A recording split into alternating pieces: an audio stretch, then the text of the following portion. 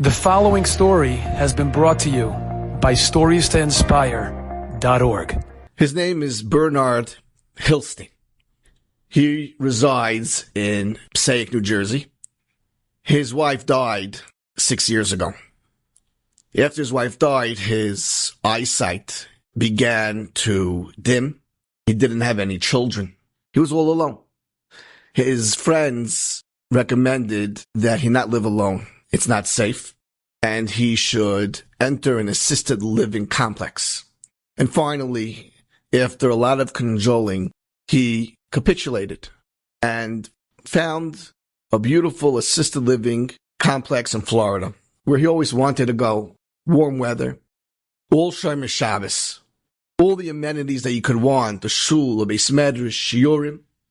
He signed up, he gave a deposit, and he even let the owner of his house he was renting in Passaic, he let him know that in a month from now, he will be terminating his lease.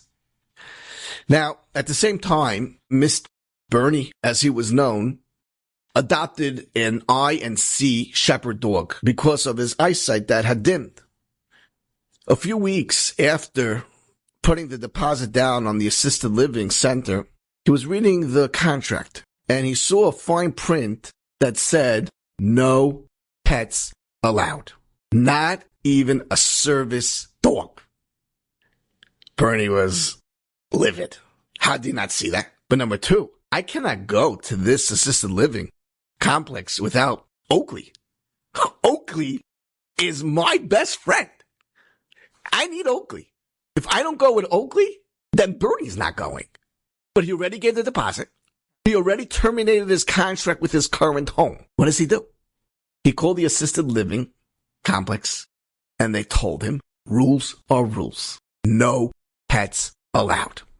He called the clergyman, and he begged and he pleaded, "I need this dog. I cannot see. This is my life. This is my child." And the clergyman told him, "I'm so sorry, Bernie. I wish I could help you. But this is the policy of this assisted living center. I cannot change it. It's not even my policy. It's ownership. There's nothing I can do." Bernie saw he had nowhere to turn. He goes to his Rav. His Rav is Rav Eisenman in Passaic. Very well-known Rav. And he tells him his dilemma. Rabbi Eisenman says, "I'm going to try to help you." He calls the clergyman, and he explains the predicament of his congregant. The clergyman says, "There's nothing I can do. My hands are tied. However, you can call the owner yourself. He's the only one who could change the policy. He's an older Yid. He's a Holocaust survivor. His name is Mr. Herzl. Give him a call." Fine. Mr. Eisenman, Rabbi Eisen, calls Mr. Herzl. He says, I need to meet with you. He says, "I want to tell you something. You're very lucky. I live in Florida, but I'm coming for a chasna in Borough Park next week. If you want, you can meet me at my grandchildren's home in Borough Park, and we could talk there." Rabbi Eisen comes to the door. He knocks. Mr. Herzl, he's 95 years old, opens the door, extends his hands, and gives him a warm shalom aleichem. And as his hands is extended, he sees the infamous numbers tattooed on his arm. Rabbi Eisen says to himself, there is no chance that I am going to convince him to allow a German Shepherd in his complex.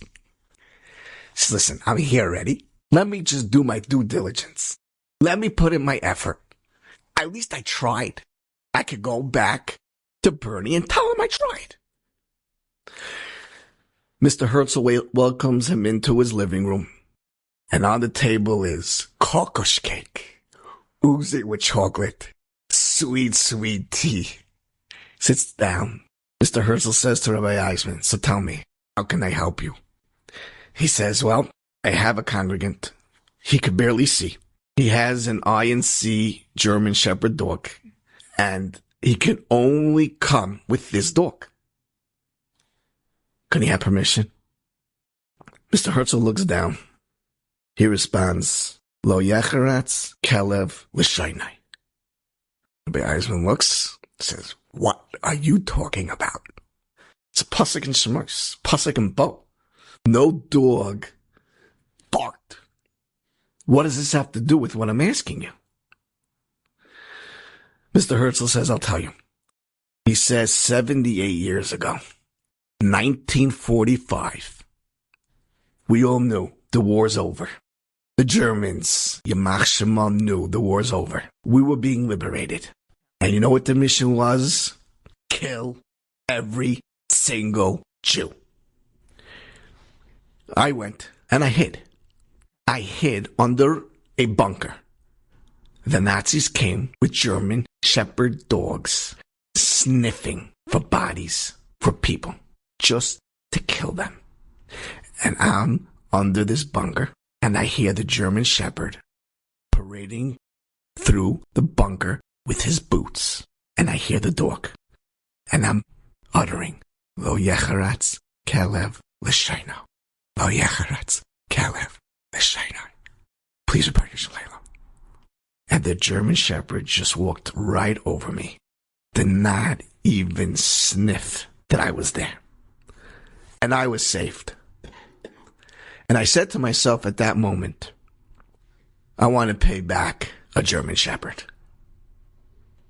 Rabbi Eisman, I've been waiting 78 years for you to come.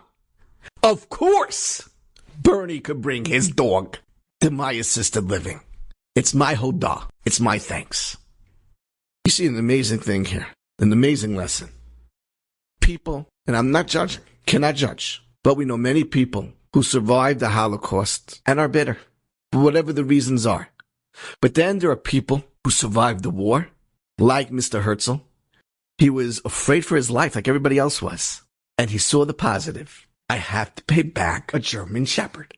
He waited 78 years to pay back a German shepherd. That's seen the positive. It's a small little thing, but it saved his life. I believe this is what we could learn from the Meraglim. Look positive. Be positive.